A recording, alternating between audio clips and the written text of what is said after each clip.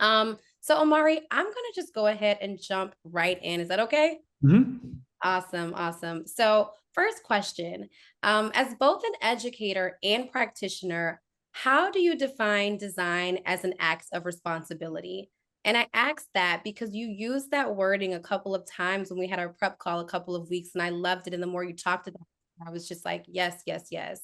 So I'm wondering, how do you define design as an act of responsibility? And what does this mean differently for students entering the field versus established professionals? Yeah, I think that's a great question. I think I'll start with my definition of design and then go into where I think our responsibilities lie.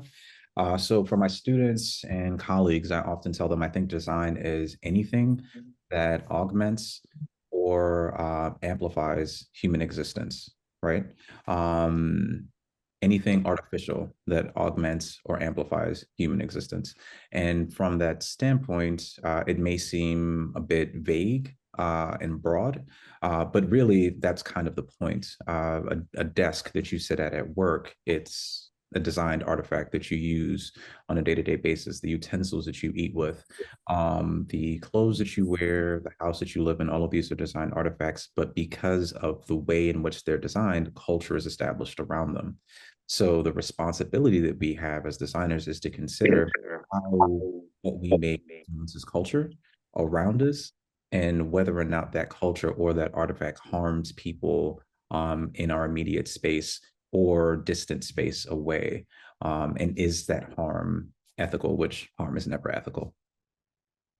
For sure. And so, as you talk about that, I wonder, does it mean anything differently for students entering the field versus established professionals? Or is this just kind of a baseline that you should attack all things with, just even entering the design space? Well, I think it's different.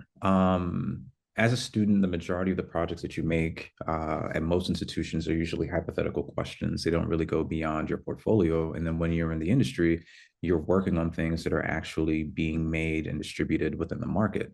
So the implications on irresponsible design is a lot greater for the working professionals. However, it's still just as, if not more so important for the students to have this understanding and to view it through this lens so that once they get into industry, they have tools necessary to apply pushback to make sure that they're not creating harm. I think this is really important when considering marginalized groups. You want to make something that doesn't further marginalize them. And an example that I use from time to time with my students are car accidents. I'll usually ask my students, who do you think is harmed most in car accidents? I'll wait for them to throw out a couple of answers and then I'll give the answer, which it happens to be women. And a part of the issue is traditionally crash test dummies have always been built to mimic male anatomy. So the vehicle that's being designed and all the safety precautions are primarily being designed for men because that's the anatomy that's being considered. Um, and if we think about the amount of damage that can happen to an individual in a car accident and how much more harmed women are than men, this design and this layout further marginalizes an already marginalized identity in a way that creates harm. So, me telling my students, it's really important that you consider this, puts them into a position where they now have nuanced ways of considering how do I test and validate to see whether or not this product is effective. How do I make sure that the most vulnerable audience that will come into contact with this product or artifact aren't made more vulnerable and placed in harm's way? And how do I ensure safety going forward for this audience? Absolutely, absolutely. So after talking about the fact that, it is just quite literally the case, like these biases in design, it leads me to think that you've discussed how design oversights can lead to harmful outcomes for marginalized communities. You just gave that example. I'm wondering, are there any additional examples that might help both practicing designers audit their current work and help students develop more inclusive practices from the start of their careers? Yeah, I mean, there are thousands of examples and case studies that can be used. For example, if we stick with women for a second, we can talk about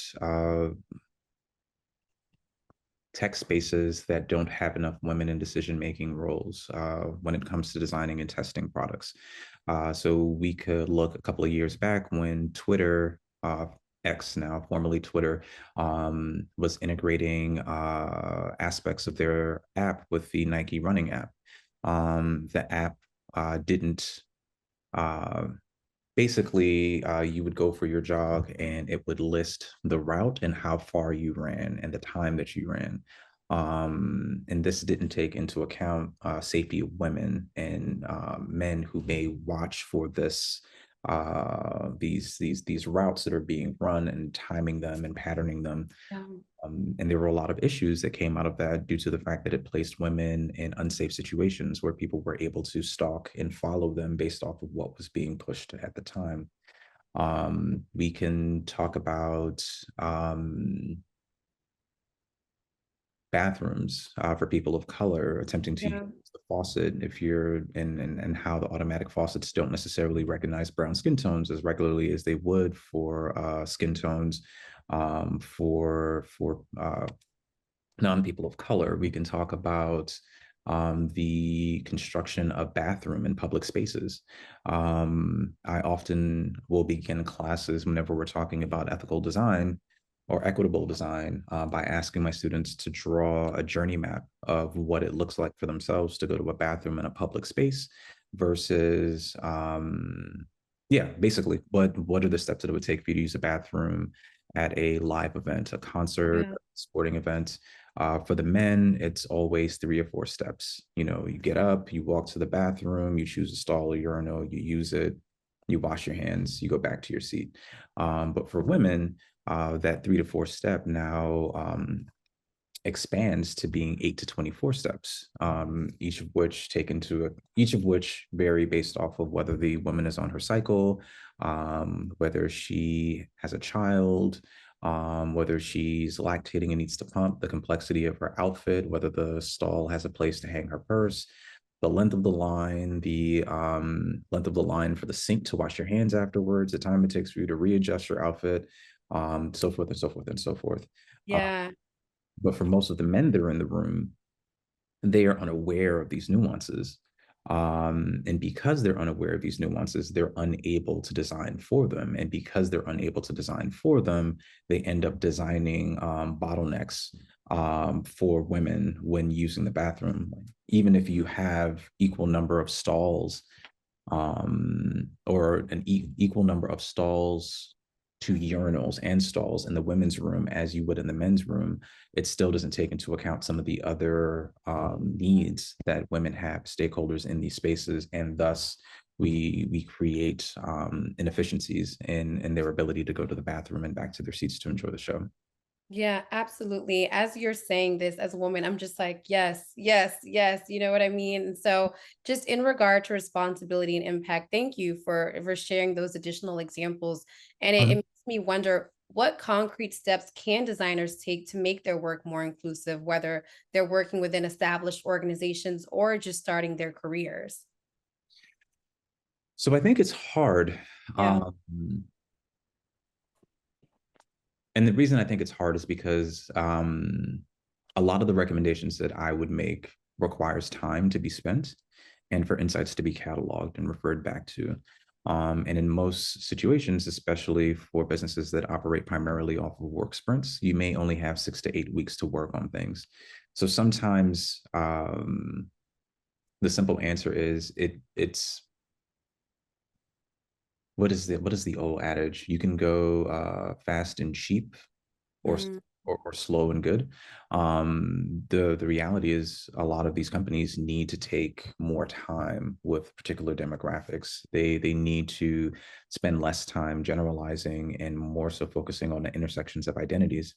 Um, so going back to the example of the bathroom, I usually will ask everyone in the class to detail their steps and then share their steps with the class.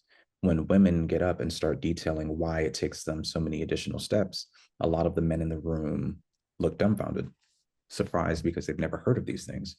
I'll usually ask the men in the room to raise their hands if they feel like they would be able to design an equitable experience for women to go to the bathroom without having any prior knowledge of what was shared today, to which no one will raise their hand. For the women, I'll ask them the same thing, to which they will raise their hand. And then I'll say, okay, keep your hand raised if you feel you can design an equitable bathroom experience for a disabled woman, to which many of them will put their hands down. For a woman who who doesn't speak English, to which some of them will put their hands down.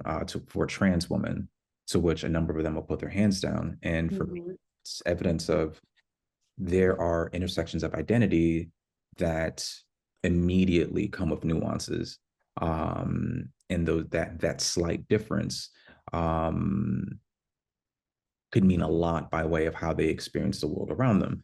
So we have this thing called a positionality matrix where I have them articulate where they grew up, their socioeconomic background, the level of education, whether they were in a rural, suburban, or urban community, religion, age, physical ability, all these other things. And then we compare it to others. And then we ask them, like, based off of these positionalities, what are some of the nuances in approaching and things that, uh, in ways in which we come across problems. And by doing that, what we end up finding is, even if, let's say, for you and I, we're both Black. However, as a male, even though my race puts me as an out group, my gender places me within an in group. So there's certain aspects of safety that I don't have to consider that your gender would make you need to consider. As a male, there's certain privileges that I will get, and certain things that certain time periods I might not have to look over my shoulder, that as a woman, especially being by yourself, you may have to. And there are other nuances to your experience, even though we share the same race, that I can't understand because I'm not walking in your shoes. So now this puts me in a position where if I have to take my positionality into consideration as well as your own, I have to have a base level of understanding of who you are and what makes things difficult for you. And a lot of times that involves me working alongside, me getting to know, me spending time with you so that I can design for you. And also me giving you equal power and say in terms of what the artifact is, because realistically, your lived experience has just as much authority as my academic experience, especially if we are designing for your identity group. Absolutely. Omari, as you're speaking and as you've been speaking the past couple minutes, the word empathy, empathy, empathy has been like screaming at me Mhm. because so much of this is taking yourself out of it and putting someone else into it.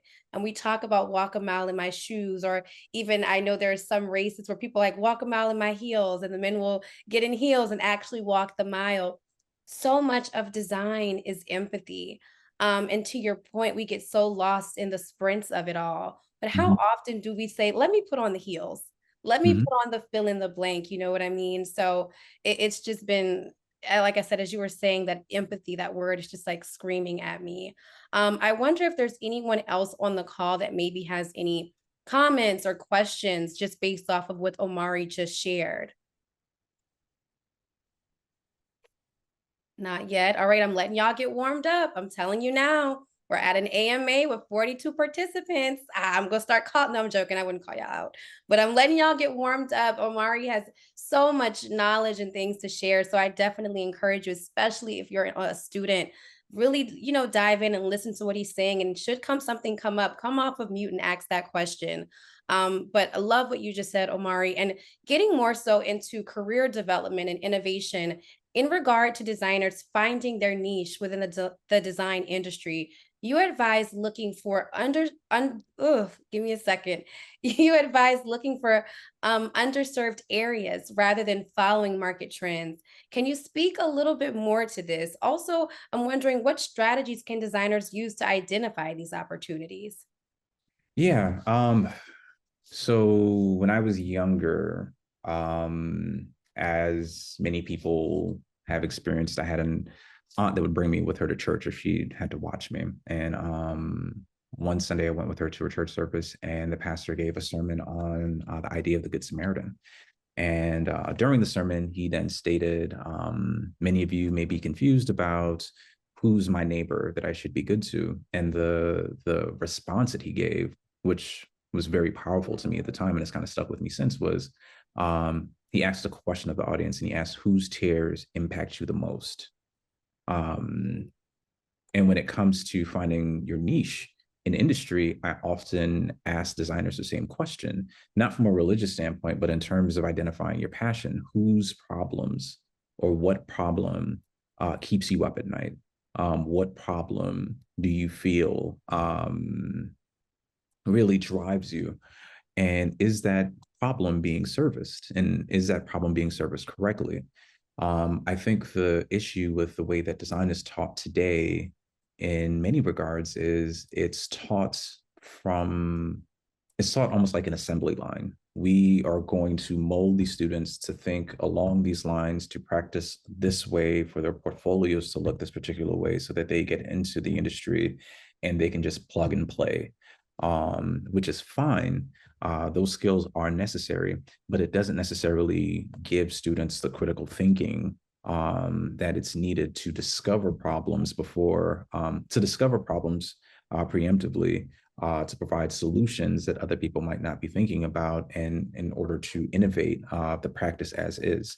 The fact that we aren't evidence of the fact that we aren't teaching students how to be innovative is can be found in the fact that if you visit most design schools and institutions, if you closed your eyes and spun really quickly, you wouldn't be able to tell what portfolio was coming from one institution, because they all felt the same. Mm. It's like everyone is following the same playbook. So when I tell students, don't follow the trends, follow the niche, it's because a lot of times there will be someone else who is also interested in solving the problem that you're interested in solving. And if you become the subject matter expert, it's easier for you to be picked as a subject matter expert for your particular niche than it would be for you to make a name for yourself fighting through the crowd that's already practicing, that's already doing the same exact thing. Um, if growing up in New York City taught me one thing, in a city of 8 million people that are attempting to do the same thing as you have to find something that makes you stand out. And sometimes standing out is doing something different than what the crowd is doing. I love that. And as you were responding, you were saying that the problem may not be being served correctly.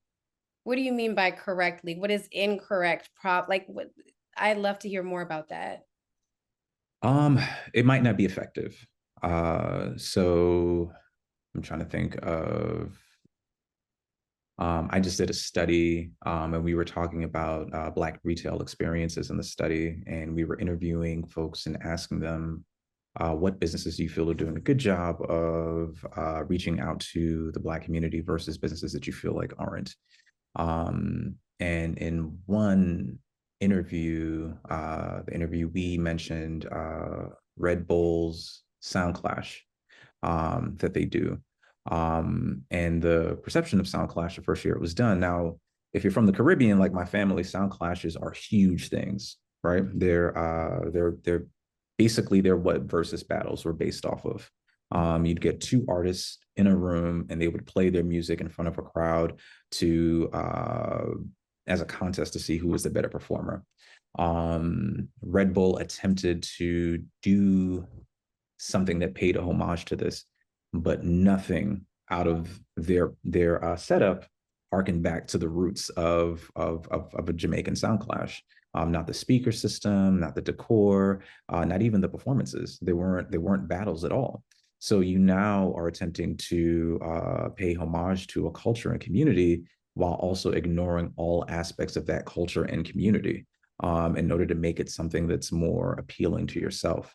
So in this instance, you can look at an attempt to engage with a marginalized group, but done so in a way that to that group would feel insincere. So there's still a niche for that group to be represented. There's still a niche and demand for that group to be seen and celebrated on a public stage, because they don't feel that what was done prior was done effectively. Love that rebel example. As you're talking, I'm just like, yes, yes, yes. I'm not Caribbean, but yes, yes, yes. So I Uh, love that example. I'm like, I completely get what you're saying. And we do have one question in the chat. Miss Ayana asked, empathy is the key. What nuances, if you will, might appear during the process that can inform a designer, not a member of the targeted demographic, while helping drive authenticity to the process? um, repeat the question one more time. Absolutely. I love it. She says, empathy is the key. What nuances, if you will, might appear during the process that can inform a designer, not a member of the targeted demographic, while helping drive authenticity to the process? Yeah, I think And relationship. feel free to come off, yeah, feel free to come off mute for sure. Yeah, I think I, it's I was rereading that. What am I really saying here? yeah. So what I'm alluding to, and I kept reviewing it before I pushed yes, let it go. It's like you mentioned like men and women, and yes, we're both in the same group in terms of supposedly ethnicity, but out groups opposed to because of gender. And I'm just thinking, it's like if a man is designing, going back to the bathroom example, bathroom for women. We're designing for men are designing for women. What kind of nuances might come up as in terms of through this process that we need to make note of when we're dealing with target, designing for a group that is different outside of what we already know, perhaps. Does that help clarify? No, it does. It does. Okay, sorry. I apologize. I got No, no. distracted. I just realized that one of my undergraduate professors is in the audience, so I just want to say hello to Professor Mary Hulick. How's it going? I just saw you pop up, and I was like, oh snap! I need to say hi. Hi, Um, Omari. It's your success is just so wonderful to see. It's just thank you. fabulous. I, Congratulations. thank you. To answer the question, I'm not a big fan of the phrase empathy when it comes to design. I don't mind when other people use it, but I try not to. And the only reason is because I think empathy gets used a lot in, all right, backtracking. Um, as a design researcher, a lot of our methodologies are leveraged from social sciences, sociology, psychology, things of that nature. But in those practices, the practitioners spend a lot more time with their subject in order to learn them. They build relationships with those audiences, especially if you think of anthropologists, whenever they're performing their studies and their case studies, how much time are they spending with these communities? Who are they speaking to within these communities in order to gauge more information about them, especially to then retell their stories? And not to say that they always do it correctly. Now, with empathy, it's hard to empathize fully with someone who you are not in relationship with. You can feel you can feel pity for them, you can feel sorry for them, but it's not the same thing as understanding. And sometimes that understanding only comes from being in close proximity with particular people. I'm sure many of us have experiences where we've met someone and they just didn't rub us the right way in their personality, but it was through time that we were able to understand them in a deeper context and realize certain things that were triggering our dislike for that person were ultimately misunderstandings. I think the same thing happens with insights.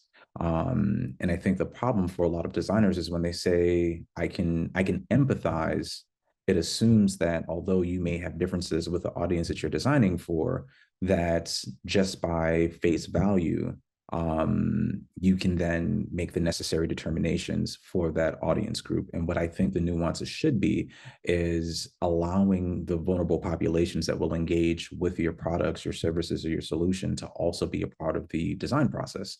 If you are brainstorming what this bathroom experience, for example, should look like, it should involve people that are disabled. It should involve women. And it should involve maybe more so the more vulnerable members that will be utilizing this particular service, because if you then make it easier to use the bathroom, if you're a disabled person or a woman, you automatically make it more efficient for the people that have the easiest amount of time as well. So for me, that's really what it is.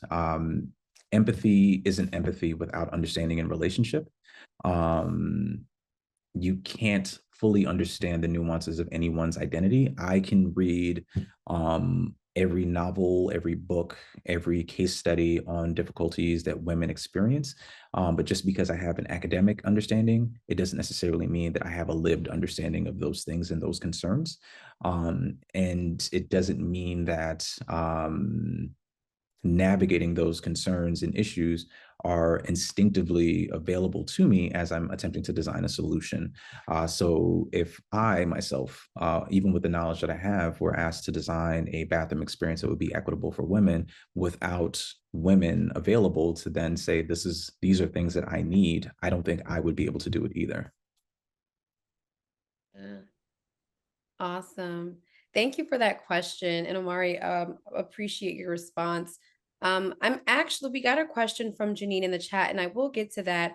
But I also, while we're kind of at this halfway mark, wanted to prioritize some of the student questions that came in via registration, because I know that we have a ton of students on right now and really want to ensure that you all, already you're going to leave with so much value, but want to get these questions from students to Omari as well. So I'm going to head that route. One of them is from Kiani Barnett from FAMU. She's a student, or I should say, their student says, "How do you overcome social anxiety and the inability to advertise yourself as a designer?" And I love that question. Can you unpack for me the part about inability to advertise yourself?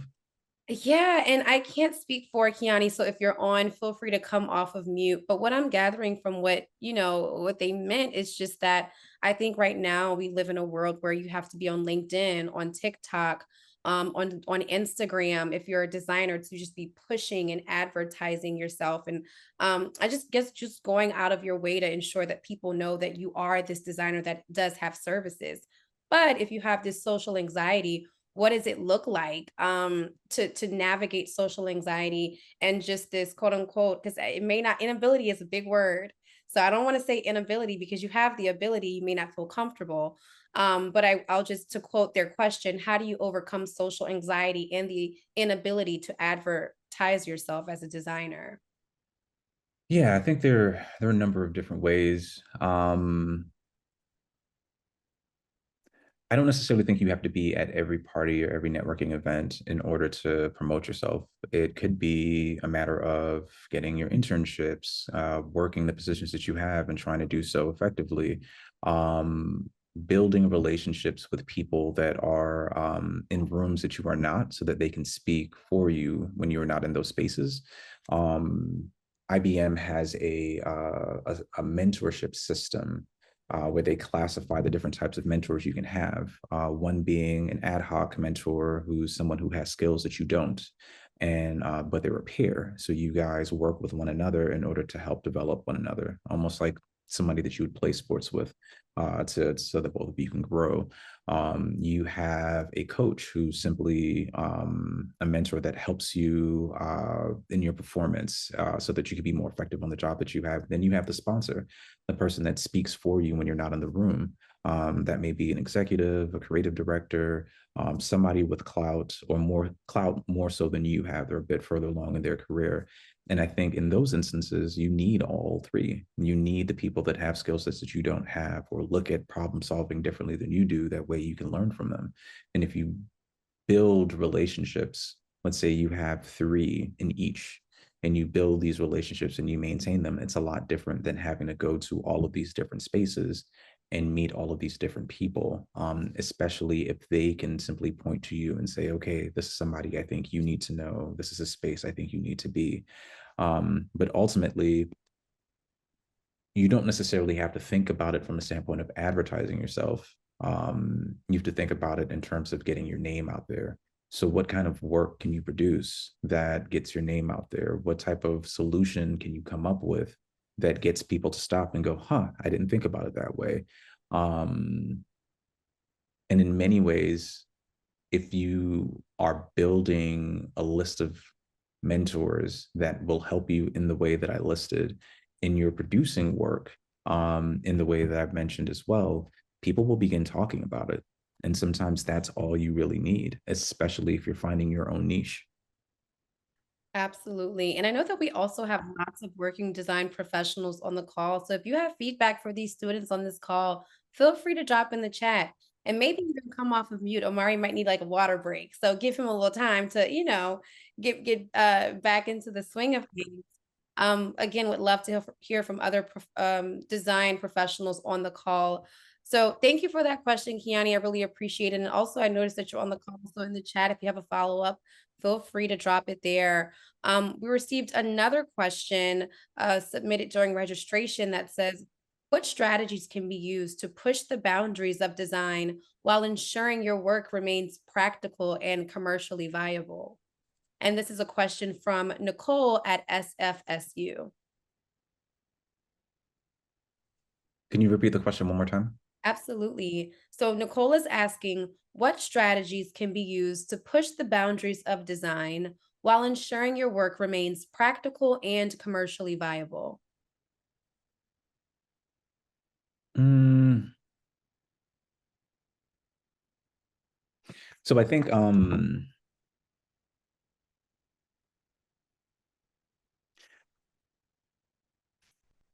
sorry. I like the question. I think I would say you push and innovate design by trying to find new applications for it, new intersections of it. And the reality is, it might not be commercially viable at the time that you do it. Hmm. If you think of every period in art history, the new introduction of a practice is often met with resistance from the old way of doing things. So if you are innovating, and if you are innovating enough, it should cause disruptions to whatever system that's currently there. I remember when I graduated from grad school and I started teaching, I had colleagues that felt that design research and design research methodologies were just a fad.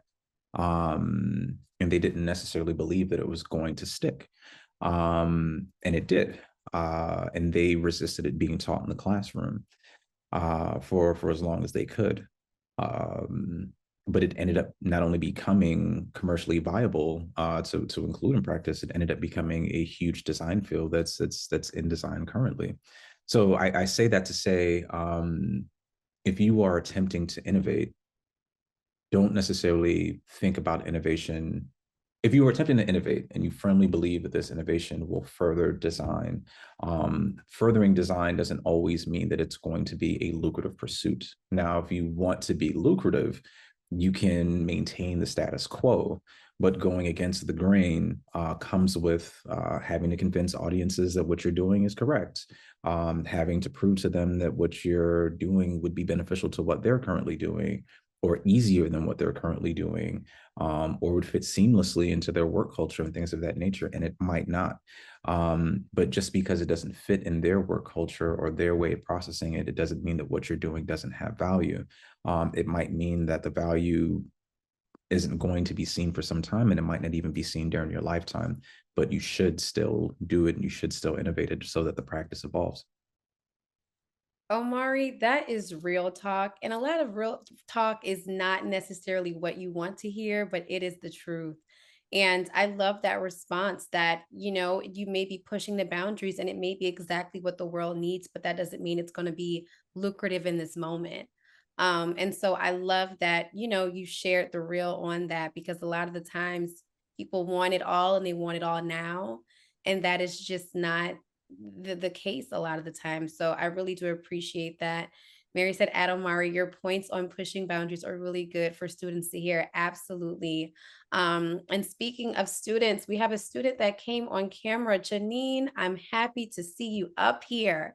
And Janine asked the question. Actually, Janine, did you want to come off of mute to ask the question to Omari? Okay, Yeah, I can cool. do that. Awesome. Hello. I'm Janine. I'm currently a senior at Florida A&M University as a graphic designer. And my question is, it was more pertaining towards the Red Bull situation that she had brought up, and also the diversity that she had when it comes to pushing out a product. So I'm on TikTok, and there was a Black-owned company that produced a vegan version of a Pop-Tart. And it's called the Bob Tart because it's Black-owned pastries. And when people started buying it, they said, "Oh wow, these are really good." But when they saw the packaging, it said ghetto gastro. Mhm. And one of the biggest things was when I saw the reviews and all the comments about the ghetto gastro, a lot of people were like, why does it say ghetto if you're a black owned country? Because there is like kind of a negative connotation with the word ghetto in the black community. And I see a lot of older people not liking the idea of it saying ghetto, but then you have a lot of the younger generation saying, oh yeah, I think ghetto gastro is really cool of an idea. So I want to know, like, where did you think the design and the marketing went wrong when it came to that black owned business and producing out this pastry brand? Yeah, I mean, I don't know if I think they went wrong. I think you can have different products for different audiences. I don't think that Blackness or expression of Blackness is a monolith.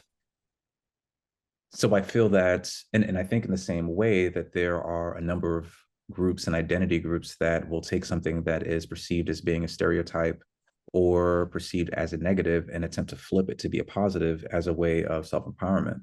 And I think this could be an example of that. You take the idea of being ghetto, you take the idea of the negative imagery that comes with it, and now you use that label in order to create jobs, opportunities, and a retail experience. Now, that's not to say that it won't um, ruffle some feathers. It's not to say that people will feel 100% comfortable with it. I think I myself felt weird the first time I heard the name of the brand, but at the same point in time, I don't think it's harming anybody. I think it would have been much different if it was somebody outside of the group that made that titled it that and packaged it in that way. Similarly, if I, as a cisgender male, decided to make a pastry for someone within the LGBTQ community and used a negative phrase for that community, it would look a particular way, me being an outsider trying to promote something for that community that has negative historical connotations, versus someone from that community doing it and then retelling it to their own audiences. um, I think I don't particularly feel like it's a failure on their end to name it that. But I do think there will be people that will choose not to purchase it because of that name, and that's their right to choose not to. Yeah. Janine, thank you so much for asking that question. I really appreciate it. And it's great seeing a student's face up here. So thank you for attending. We have another FAMU student question. So SFSU, or if you're in the building, I don't want to make this a FAMU versus SFSU thing, but SFSU, if you're in the building, we need some questions from you because FAMU is dominating this chat right now with these questions. But again, absolutely great to have both schools here. So thank you again for coming. Jacarby asked a question. The question says, and Jacarby is a FAMU student, are there any emerging niches in graphic design that students should look into? I always wanted to work in sports product design. There are always emerging trends and niches from one year to the next. I think what's important is less about what's emerging and more about what you are passionate about. So if you think about some of the new technological advances that are happening with industry, especially the inclusion of AI, some of the new pieces of software that you can leverage to create different things, how are you using these items in order to solve problems in areas that you feel most connected to, most passionate about? And if you're using new cutting edge technology, if you're using cutting edge technology and if you're looking at it through the lens of what you are passionate about and trying to find a solution for the problems that you are seeing that others might not, you now are carving your own lane. But if you're looking at what becomes the emerging trend for that year, what you're actually doing is attempting to follow the crowd. And it becomes a lot harder for you to fight through the noise to be seen when you're fighting through the crowd than it would be to carve your own path.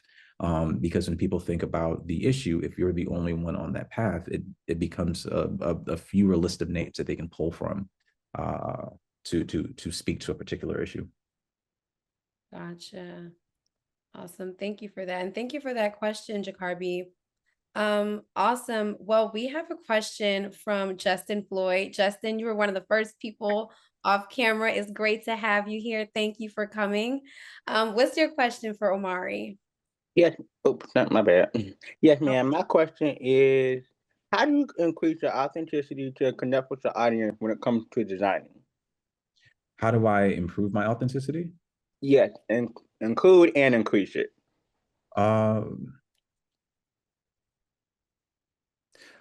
I've always been a little stubborn. So being authentic has been easy for me because I've been stubborn. I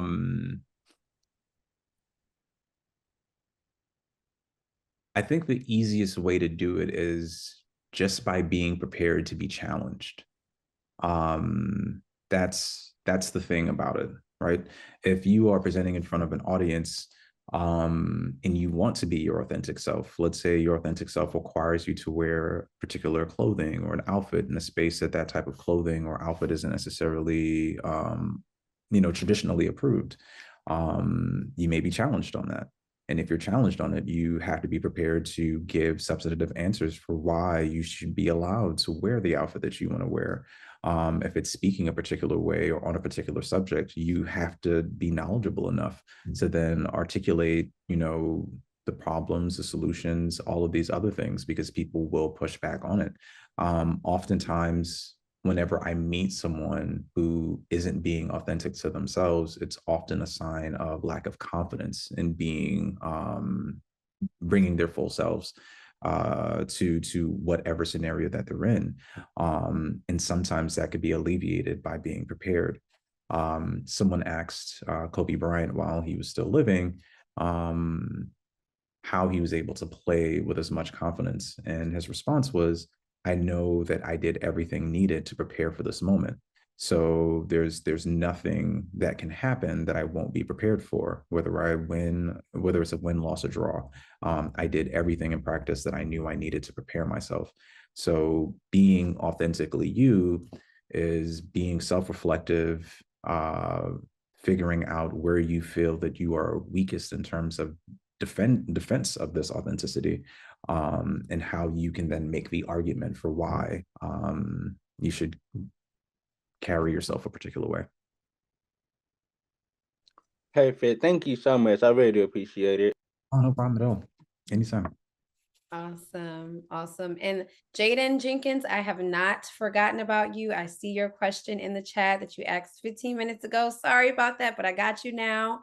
Jaden, you asked, hi, FAMU student here as well. I'd like to ask, what are methods you make for yourself to motivate yourself to continue to focus on designing and developing upon that? So, I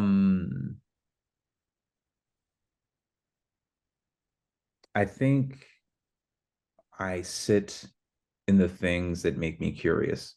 A lot of the work that I do deals in the intersection of race and practice. So I spend a lot of time, probably a lot more time, not designing and more time studying. I'll read fiction, nonfiction books that deal with the same subject matter that I'm interested in. I'll read sociology books, psychology books that deal with the same subject matter that I'm interested in. I'm often reading, watching documentaries, and engaging in order to find opportunities to interject my design skills, and think about how can design solve these particular problems. There was a framework I learned in grad school. I am investigating X through Y method in order to understand and facilitate Z. And the X always becomes your topic. Your Y is your methodology, and the Z is the outcome. So if we think back to car accidents, I could say I'm investigating car accidents through design research methodologies in order to understand and facilitate a lowering of fatalities for women. As a designer, I also have to think of this problem from my lens. And I don't design the vehicle. I can't construct brake pads or transmissions or anything like that that goes into the mechanics of the vehicle. But there are interfaces in the car when you think of speedometers, when you think of the GPS system and all of these other things that are designed that people do engage with on the inside of the vehicle. I now have a basis to kind of build my curiosity from and a space for investigation. So how, if I improved these interactions on the interior of the vehicle, how does this impact my initial thought process of lowering casualties or fatalities in car crashes, even if that's a matter of limiting how frequently a driver has to take their eyes off the road in order to get the information that might be on their dashboard. So I guess to answer the question in a short way is revisiting what makes you passionate, consistently learning more about the subject that you're passionate about, and consistently thinking about that subject in a curious way as it relates to your design skill set. How can my abilities help me solve the problems that this issue that I'm passionate about continues to cause? Absolutely. And I cannot believe we have 9 minutes left. I'm like, I have a trillion more questions. We can't go anywhere in 9 minutes, but I get it. I get it. Y'all have lives. So 9 minutes left. Omari, I've been wanting to bring this up, and the students have been asking the best questions. And so it completely slipped my mind, but I've got to get this in because I love your take on it. Your upcoming book. You have an upcoming book that is upcoming. Please tell us more about it. And also, I'd love to hear your perspective on the role of writing in building a lasting legacy compared to a traditional portfolio. Yeah, I mean, I could start with that one first, the latter question, and then go into the former. Um, I think writing, mind you, I was a terrible writer. I questionably would argue I'm still probably terrible now, but I've gotten a lot better over time. But I think as designers, the things that we create typically have a short lifespan, right? If you're designing for a major corporation, you might design a campaign, you might design a logo, you might design a billboard ad, which lives as long as that company, until the next season where the company decides to come out with something that needs to be promoted, to which your billboard ad is replaced and your marketing campaign is replaced with something new, right? And the logo was updated, whether it's a decade, 2 decades down the road.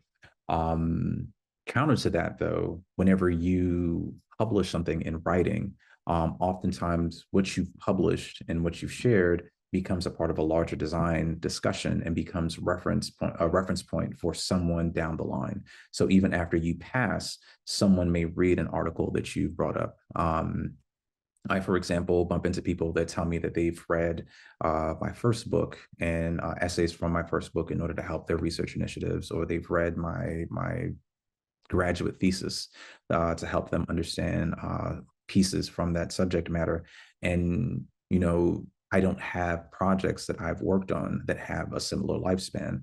And in many ways, when we're talking about diversity in design, one of the areas that we lack the most diversity is by way of thought leadership in terms of published artifacts and materials. So when we think about the design canon, and we're thinking about the period of time that we're in currently, if we don't have people of color adding to the zeitgeist, the ideas that are being pushed out there, then our voices will be ignored when it comes to crafting what this extended canon looks like. When I did my first book, The Anthology of Blackness, in collaboration with Teresa Moses and the contributing authors that contributed to it, I believe we came across the stat that only 2% of book proposals that are placed out there get selected. And out of that 2%, only 1% of those authors happen to be Black. So if you think of 1% of 2%, think about how small, that number is comparatively. I think for many designers, it's just as important for you to be able to draft a 5,000 word essay as it would be for you to kern type. So it's something that I would strongly recommend. Uh, Now, for the former question, in terms of my book, um, I have a book called Designing Against Racism that's going to be published, that's being published by Princeton Architectural Press, now Chronicle Press, and it's supposed to be released in October. The book is inspired by the practice of Zora Neale Hurston as an anthropologist, and her study of her interview of Cudgel Lewis, the last living slave that was brought to the United States, and the telling of the story. She used a lot of methods in her investigation and her interviews that at the time weren't considered academically sound, and went against the grain, similar to the question that was asked earlier. It went against the grain. It provided innovative solutions, but because it wasn't what academia felt should have been done, her book was shelved and it wasn't published until 60 years after she died. But my book takes some of those practices and argues that not only should we do them in terms of our investigations, but should also utilize them in design methods, because it was all predicated on how do you work with a marginalized audience without further marginalizing them? How do you tell their story in an authentic way without stripping it of their character? So she did things like she only called him by his given name. If he gave an interview question, she would type it out the way that he said it versus attempting to perfect his grammar in the way that he was articulating things. Told stories of his culture in the same respect that you would any of the classically influential cultures, Greece, Rome, Egypt, and just paid a level of respect and dignity to him as a person, and spent a considerable amount of time in that community in order to build trust and exchange and to understand in ways that a lot of practitioners of design today do not do. I love that book, and I cannot wait to read your book, inspired by that book. I'm super excited. We have 3 minutes left. Janine, I want to get your last question in. We got to do a 60-second situation. What's your question, Janine? Hello. I have a two-parter question, but it's mostly pertaining to time management. So Okay. as a student, I have a really difficult time with time management when it comes to my schoolwork, extracurricular work that I'm doing outside of my courses. I also have freelance work. I am an illustrator. I do personal commissions for people. And I'm also starting a job outside. And it's kind of very hard to find a workaround of how to get every single thing done within a short amount of time.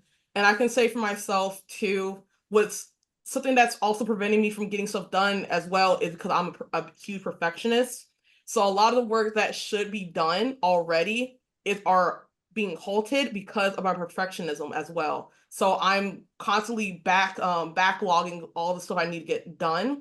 So what would you say as a designer, what would be the best advice for fixing or working around that situation of time management and then also having perfectionism at the same time?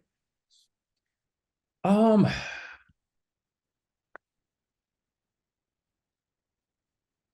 so it depends. I think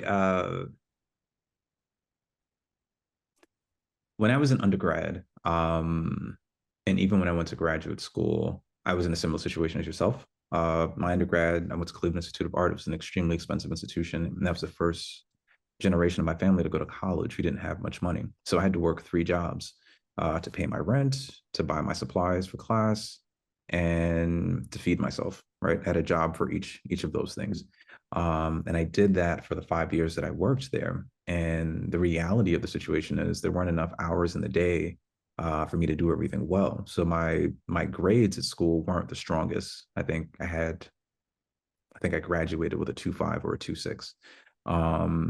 My performances at those 3 jobs weren't the strongest, but at that time period, the focus was surviving and getting the degree. Um, that was the priority.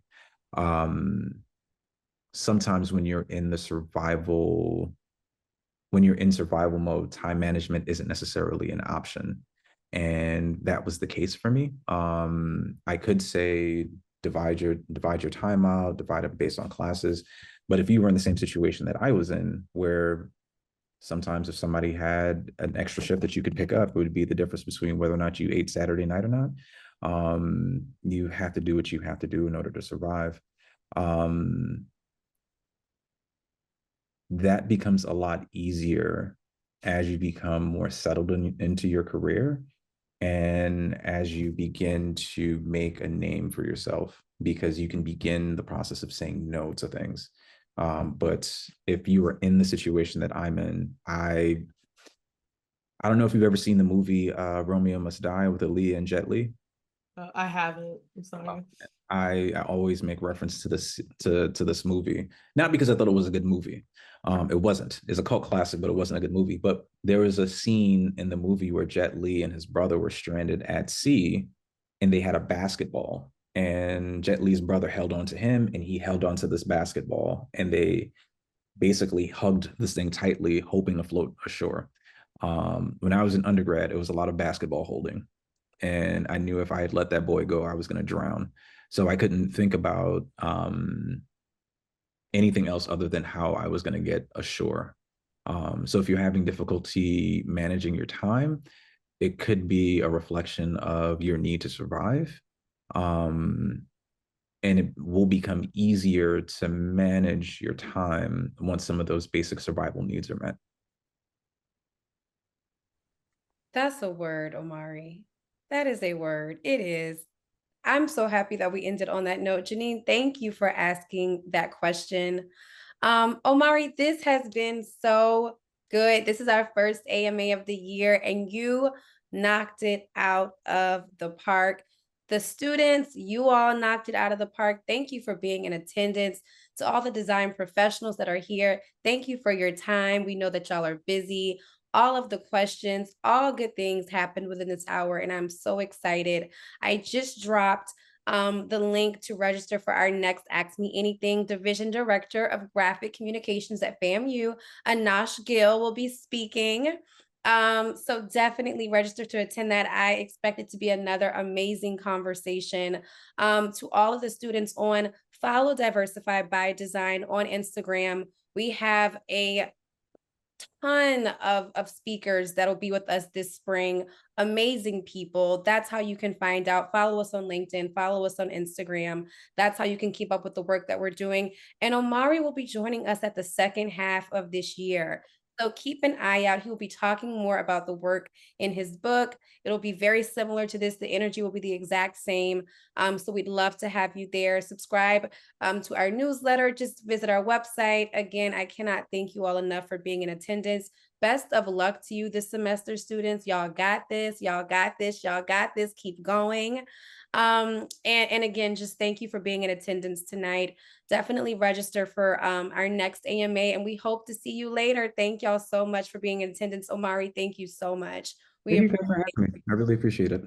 Absolutely. All right, y'all. Have a good evening.